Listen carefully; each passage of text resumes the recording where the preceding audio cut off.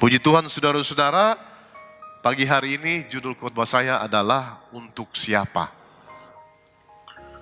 Nah saudara-saudara, kalau saja saya ada di antara kerumunan massa yang menonton Yesus dengan sekujur tubuh penuh luka dan darah, berjalan sambil tertatih-tatih memikul salib dari Yerusalem menuju ke Bukit Golgota, maka barangkali bukan saja saya, tetapi mungkin banyak orang lain juga yang ada di situ akan bertanya-tanya, mengapa ia harus disalibkan?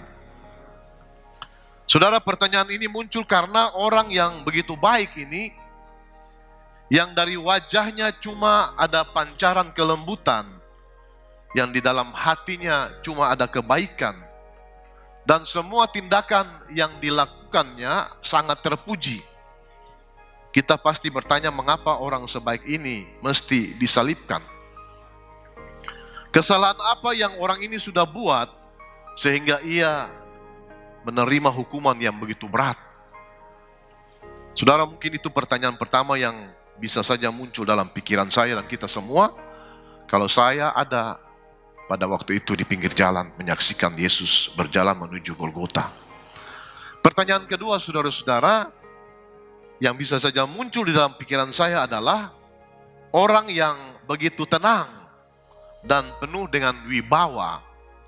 Kata-katanya begitu mujarab dan penuh dengan kuasa, sehingga orang lumpuh bisa berjalan, orang buta bisa melihat, orang tuli bisa mendengar, bahkan orang mati pun bisa bangkit mendengarkan suaranya yang penuh dengan kuasa itu. Pertanyaan saya, bagaimana mungkin orang yang memiliki kuasa ilahi yang begitu hebat membiarkan dirinya diperlakukan sewenang-wenang seperti itu? Bahkan sampai disalibkan dengan cara yang begitu keji. Mengapa Yesus harus mati dengan cara yang begitu sangat mengenaskan dan dengan cara yang begitu sangat tidak adil? Saudara-saudara, kalau di hati dan pikiran saudara masih ada pertanyaan seperti begini, maka menurut saya itu baik saudara-saudara. Kalau sampai sudah tidak ada lagi pertanyaan seperti begini dalam hati kita masing-masing, atau kita masa bodoh dengan masalah kematian Yesus ini, maka saya betul-betul merasa sangat khawatir saudara-saudara. Bahkan kita semua harus betul-betul khawatir. Khawatir karena sepertinya hati nurani kita ini sudah tidak berfungsi dengan baik lagi. Oke lah saudara-saudara, barangkali kita ini mungkin tidak bisa berbuat apa-apa pada waktu itu. Atau mungkin juga kita tidak berani ngomong apa-apa pada waktu itu oleh karena resikonya terlalu besar dan harga yang harus kita bayar terlalu mahal. Dalam artian kita bisa dibunuh oleh tentara Romawi kalau kita berani ngomong dan protes pada waktu itu. Sampai di sini saudara-saudara, saya bisa mengerti. Tapi kalau di dalam hati saja sudah tidak ada lagi pertanyaan seperti begini, atau kalau berpikir saja sudah tidak ada lagi, maka itu yang perlu kita khawatirkan tadi. Sepertinya kita ini sudah tidak punya hati nurani lagi. Kita ini sudah seperti mesin atau robot yang tidak memiliki hati dan nurani.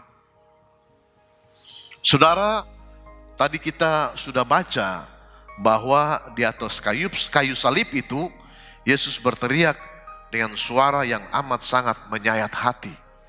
Eloi, Eloi, lama sabachthani. Yang artinya, Allahku, Allahku, mengapa engkau meninggalkan aku? Nah saudara-saudara, kalau sampai ada orang, saya ulangi sekali lagi, kalau sampai ada orang yang mengeluarkan kalimat ini, kalau sampai ada manusia yang meneriakkan kalimat ini, maka mungkin saja kita bisa menduga-duga, bisa memperkirakan mengapa sampai orang atau manusia meneriakkan kalimat seperti begini. Yang bisa kita duga adalah pertama, Barangkali mungkin kalimat ini diteriakkan sebagai sebuah ungkapan protes dari manusia itu sendiri. Tuhan, sepanjang umur hidup saya sudah berusaha untuk setia kepadamu. Saya sudah bekerja keras melayani Engkau. Saya sudah mengorbankan apa saja untukmu dan bagimu. Tetapi mengapa semua ini harus terjadi? Mengapa saya harus mengalami hal-hal yang buruk seperti ini? Di mana Engkau Tuhan? Mengapa Engkau meninggalkan aku? Eloi, Eloi lama sabachthani. Perkiraan yang kedua, saudara-saudara, kalau ada orang atau manusia yang meneriakkan kalimat seperti begini, mungkin saja itu merupakan tanda kelemahan dan keletihan di dalam jiwanya. Mungkin saja itu merupakan tanda bahwa imannya mulai goyah. Mungkin saja itu merupakan tanda-tanda awal dari rasa putus asa di dalam diri orang ini. Itu sebabnya dia berkata, Tuhan, rasa-rasanya saya sudah tidak kuat lagi menanggung beban ini. Sudah terlalu lama saya menahannya dan rasa-rasanya makin lama makin berat. Saya sudah tidak mampu lagi Tuhan, dan Tuhan Engkau harus menolong saya sekarang ini juga. Tetapi Tuhan, di manakah Engkau? Mengapa Engkau meninggalkan aku Tuhan? Eloi, Eloi lama sabachthani. Perkiraan yang ketiga, saudara-saudara, kalau manusia yang mengeluarkan kalimat teriakan ini. Kalau ada orang meneriakkan kalimat ini, mungkin juga itu sebagai tanda kecengengan, cengeng kata dasarnya.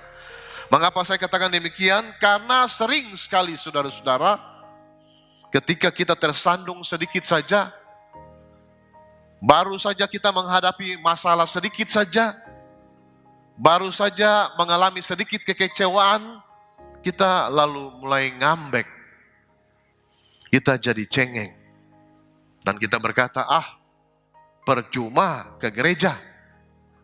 Percuma melayani Tuhan.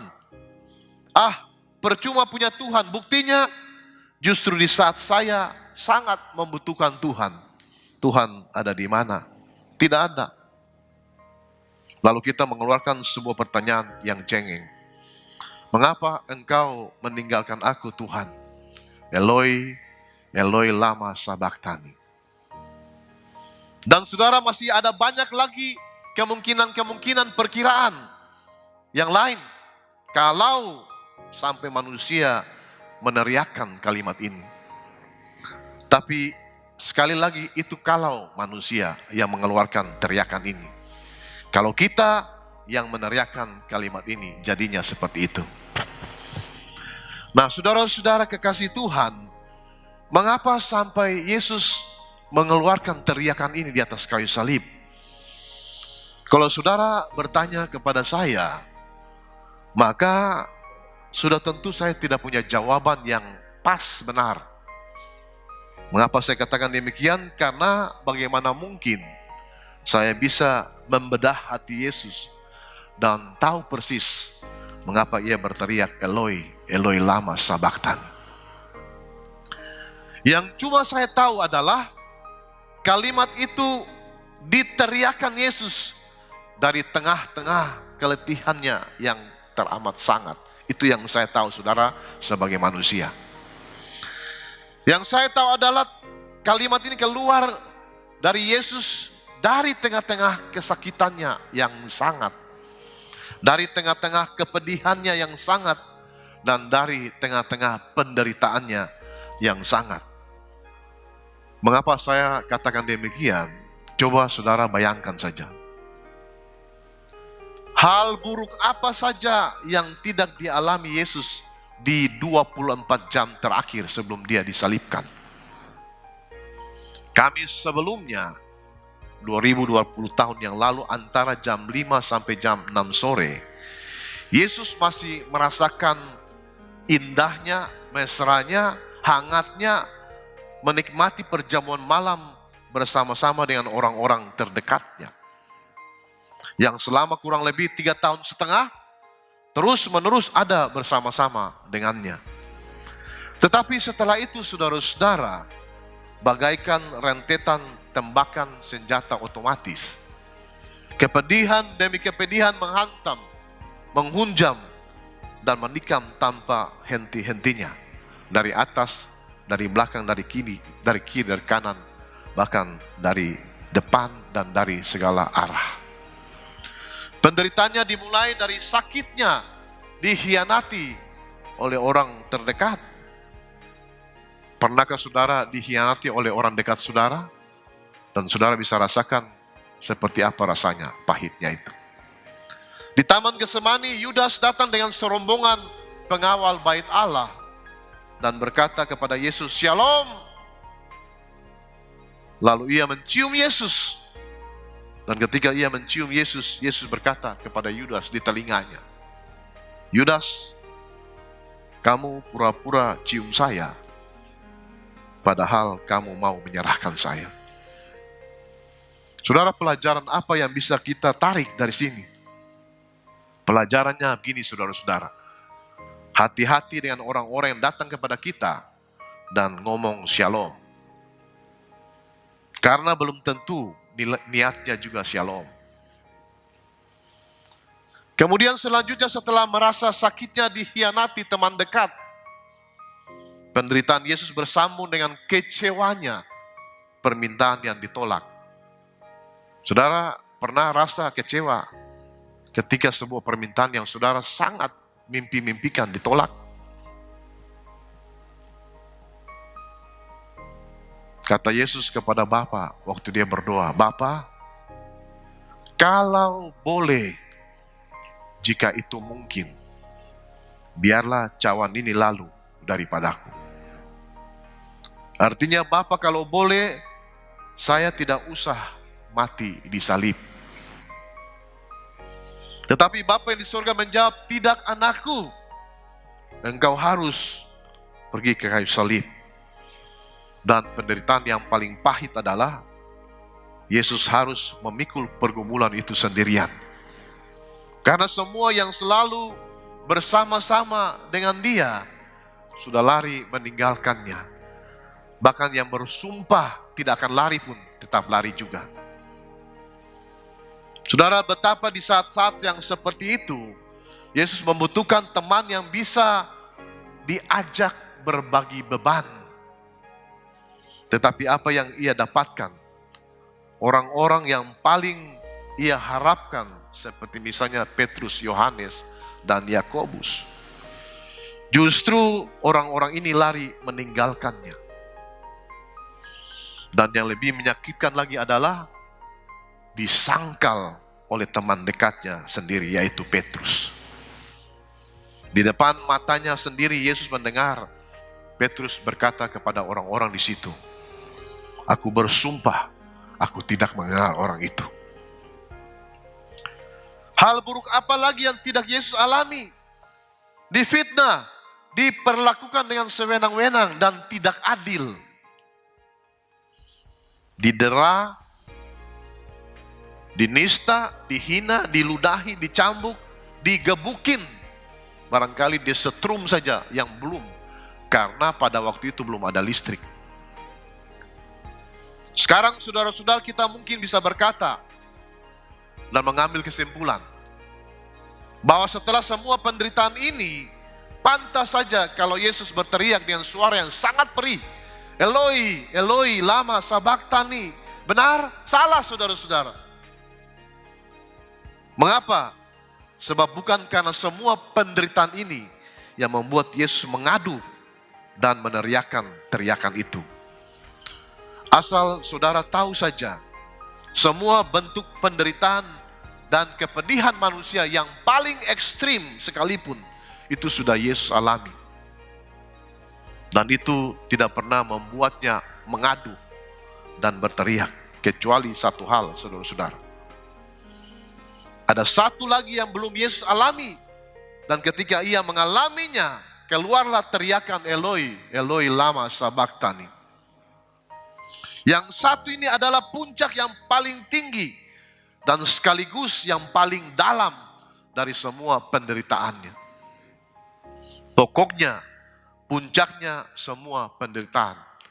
Mungkin saudara mau bertanya, apa itu? Konsekuensi atau akibat yang paling fatal dari dosa. Saya ulang sekali lagi, satu hal itu adalah konsekuensi atau akibat yang paling fatal dari dosa. Apa konsekuensinya? Apa akibatnya? Konsekuensi dan akibat dari dosa adalah ditinggalkan oleh Allah. Atau lebih tepat lagi, terpisah dari Allah. Itu sebabnya di atas kayu salib itu dengan tubuh yang penuh dengan dosa manusia, Yesus berteriak, "Allahku, Allahku, mengapa engkau meninggalkan aku?" Saudara, definisi dosa yang paling sederhana adalah meninggalkan Allah. Orang yang berbuat dosa itu sederhananya, dia pergi meninggalkan Allah. Saudara masih ingat kisah tentang anak yang terhilang di dalam Injil Lukas pasal 15? Anak itu memutuskan untuk pergi ke negeri yang jauh, meninggalkan bapaknya. Itu adalah gambaran dari orang yang memutuskan untuk hidup dalam dosa, yaitu pergi meninggalkan Allah. Jadi ketika orang berbuat dosa tanpa sadar, orang itu sedang membawa dirinya pergi meninggalkan Allah. Oleh karena itu, akibat dosa yang paling fatal adalah ditinggalkan oleh Allah, atau lebih tepat lagi terpisah dari Allah. Saudara lihat semua bentuk penderitaan manusia, bahkan yang paling ekstrim sekalipun, itu sudah Yesus alami. Sudah. Dan semua ini tidak membuat Yesus berteriak dan mengadu kesakitan. Tetapi ketika yang satu ini ia alami, ia berteriak dengan teriakan yang sangat menyayat hati. Eloi, Eloi lama sabachthani. Dan ini yang perlu diingat oleh semua orang percaya ketika mereka makan roti dan minum anggur di meja perjamuan kudus. Saudara, Alkitab berkata, ia yang tidak berdosa dijadikan dosa ganti kita, karena kita dan sebab kita. Supaya apa? Supaya kita tidak perlu lagi mengalami apa yang ia alami, karena Yesus sudah mengalaminya, menggantikan kita. Saudara-saudara, teriakan Yesus di hari Jumat Agung 2020 tahun yang lalu, dari satu sisi itu memang sudah merupakan sejarah. Dalam artian peristiwa ini sudah lewat, sudah berlalu, lama sekali saudara-saudara. Tetapi dari sisi yang lain saudara-saudara, teriakan itu sebaiknya kita dengar terus-menerus, seperti bunyi sirine, tanda bahaya. Tanda bahaya apa? Tanda bahaya akan dosa. Teriakan ini seharusnya menjadi peringatan bagi kita bahwa akibat dari dosa itu amat sangat fatal. Yesus saja sampai berteriak ketika mengalaminya. Teriakan itu ibarat bunyi sirine yang mau mengingatkan kita bahwa akibat dari dosa itu sangat mengerikan. Karena itu jangan anggap enteng dosa. Jangan main-main dengan dosa, karena akibatnya amat sangat fatal. Saudara, saya ingin saudara dengar saya baik-baik. Dosa itu memang enak dan menggiurkan. Orang dengan senang hati mau melakukannya. Ini contoh. Saya kasih contoh saja saudara. Sekali lagi, ini cuma contoh. Saudara, perhatikan iklan rokok di jalan-jalan. Sekali lagi, ini cuma contoh. Dulu cuma ada tulisan di bungkus rokok itu, merokok menyebabkan gangguan kehamilan, serangan jantung, dan lain-lain. Itu ditulis dengan jelas di bungkus rokok. Jadi semua orang yang mau merokok, waktu mengeluarkan sebatang rokok dari bungkusnya, pasti bisa membaca itu. Bisa.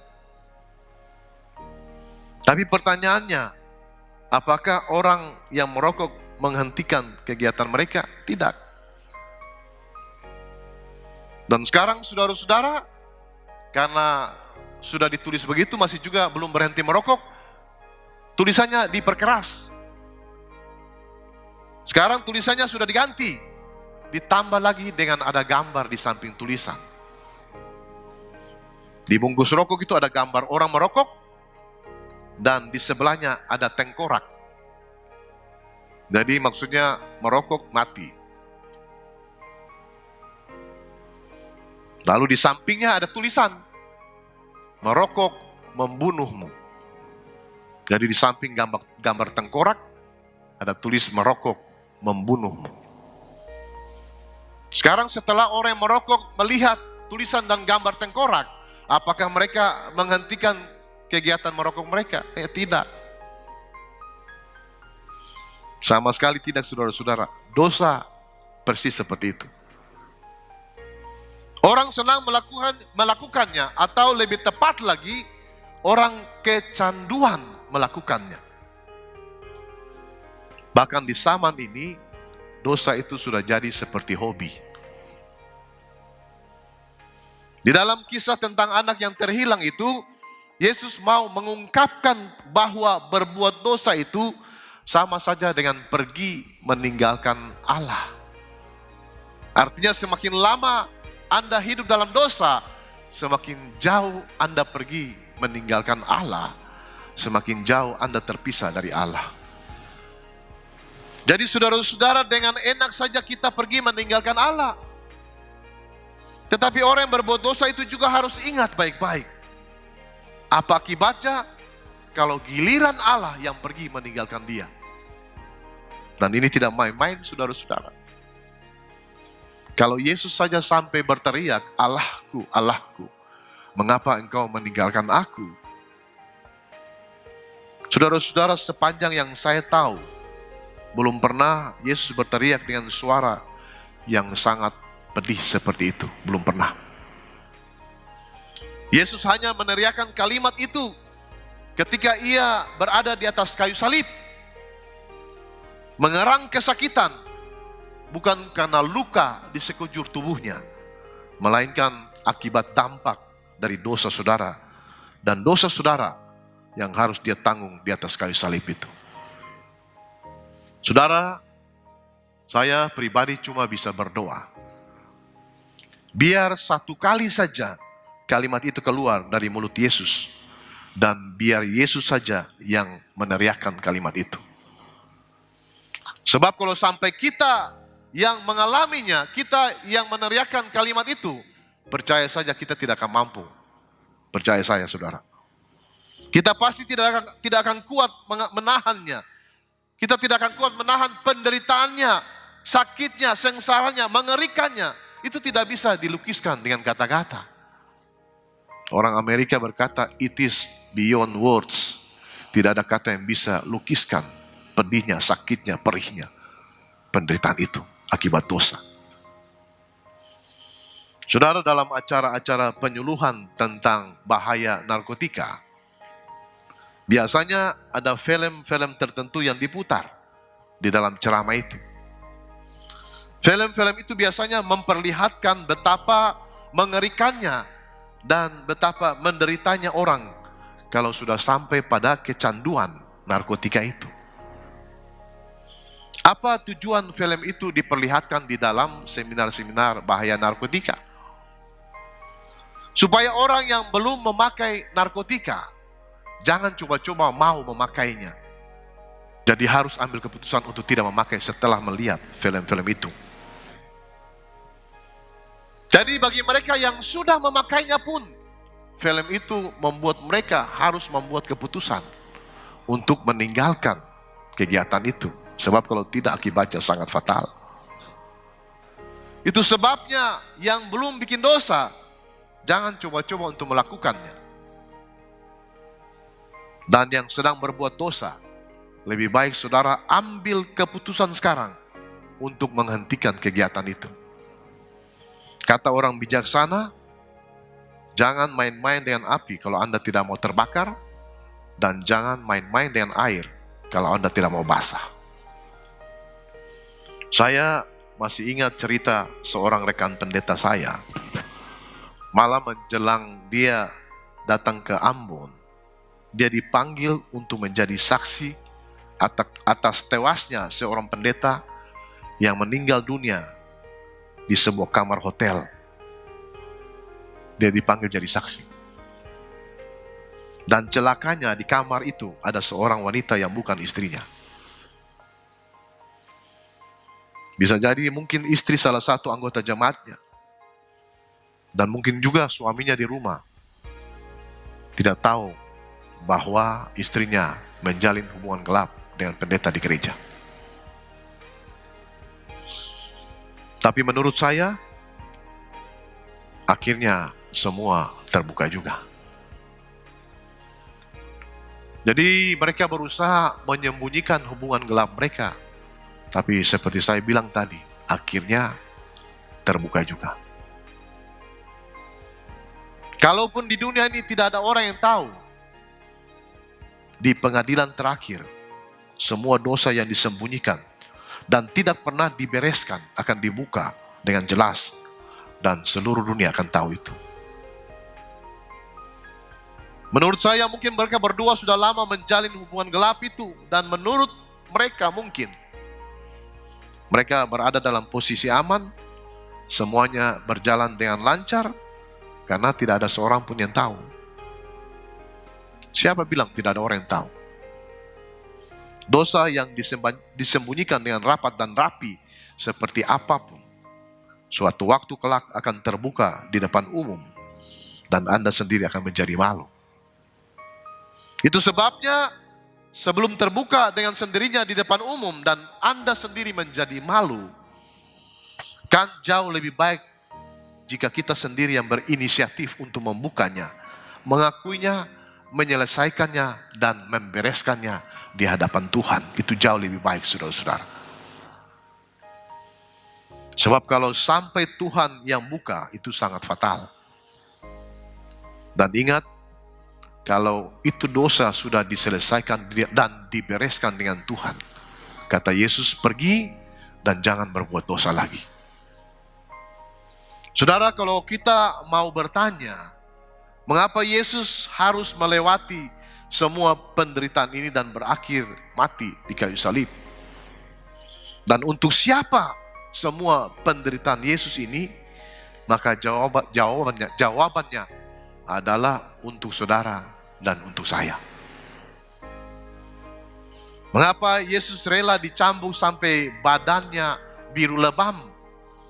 Supaya kata firman Tuhan, oleh bilur-bilurnya kamu yang sakit bisa sembuh, termasuk yang sakit terpapar virus corona. Jika engkau percaya bilur-bilur Yesus menyembuhkan engkau, saat ini juga engkau pasti sembuh. Haleluya. Yang berikut, mengapa Yesus rela menanggung begitu banyak kesengsaraan di jalan Via Dolorosa dan di kayu salib? Supaya saudara dan saya tidak perlu hidup sengsara di dunia ini, kecuali sengsara karena iman kita kepadanya. Mengapa Yesus rela membiarkan tubuhnya dihancurkan, diremukkan, dan ditikam? Supaya saudara dan saya bisa selamat, supaya saudara dan saya bisa memperoleh hidup yang kekal. Amin, saudara-saudara. Mengapa Yesus rela digantung di atas kayu salib? Supaya saudara dan saya tidak perlu hidup di dalam kutuk, tetapi di dalam berkat.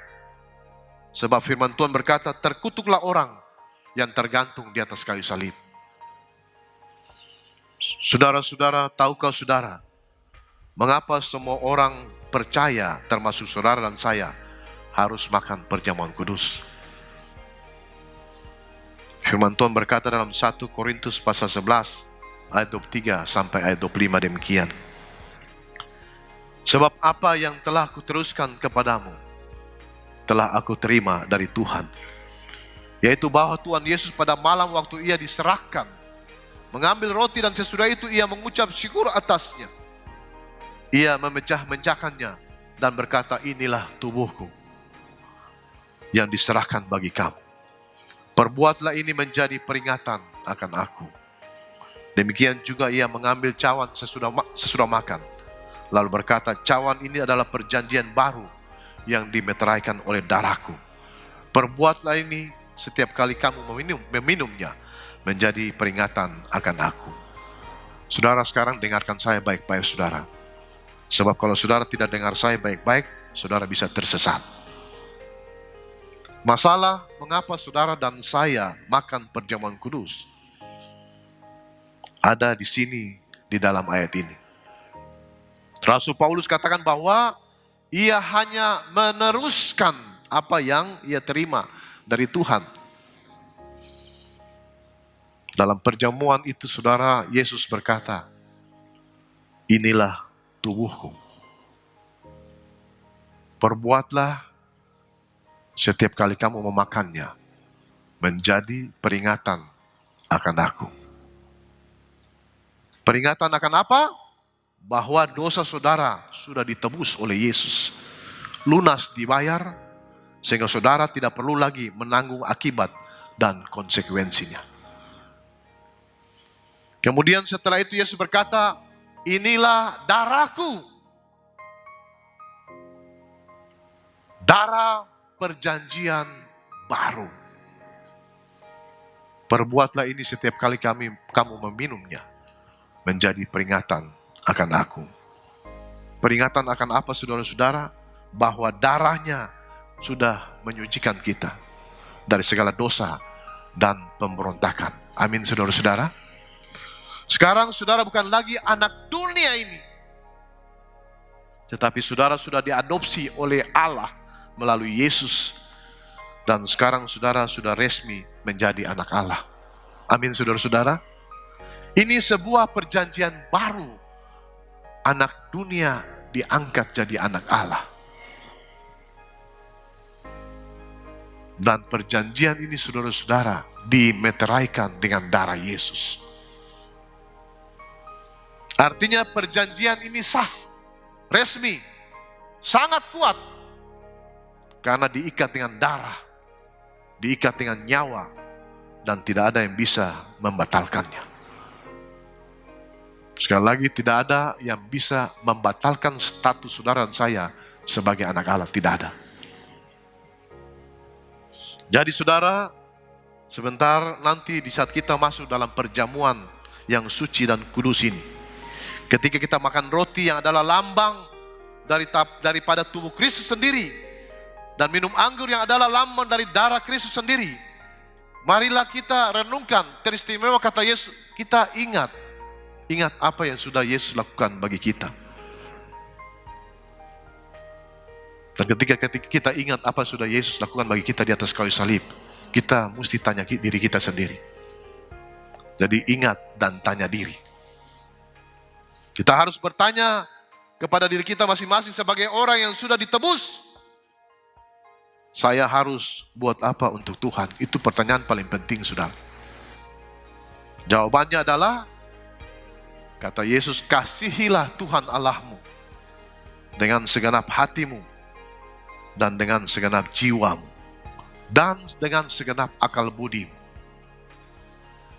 Tuhan sudah mengasihi kita sampai nyawanya juga Dia berikan kepada kita karena kasih. Jadi sudah sepantasnya lah kita membalas kebaikan Tuhan dengan jalan mengasihinya, melayaninya, dan beribadah kepadanya dengan loyal, setia, dan bertanggung jawab. Dan semua kita yang percaya sama-sama kita katakan amin.